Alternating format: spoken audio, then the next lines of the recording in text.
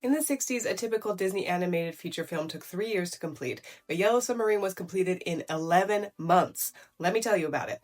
The Beatles were obligated to make one more picture with United Artists as part of their 3-picture deal, but the band was already on thin ice. They weren't too keen to work together on a film. They could barely stand each other long enough to finish an album. Of course, the success of a Beatles film depends on the popularity of the band, and UA didn't know how much longer the Beatles would even exist, so they rushed production in order to capitalize on whatever remaining time the Beatles had left.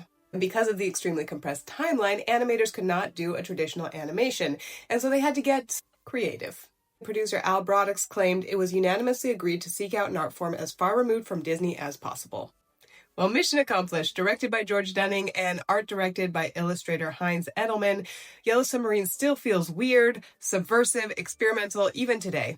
There are a lot of time-saving techniques like these manipulated live-action sequences combined with animation. Rotoscoping, so basically the submarine is cut out and it can move through the scene without having to animate any movement.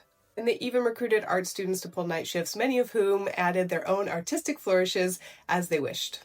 Animation had to begin before they had a finished script, and all the animators knew was that there would be Beatles songs, so they started with the musical numbers. And that's why the script feels disjointed at best. But it was the 60s, psychedelia was in, the more colorful and weird the better. The result is an utterly unique piece of animated film, I think just as fascinating today as it must have been when it came out in 1968.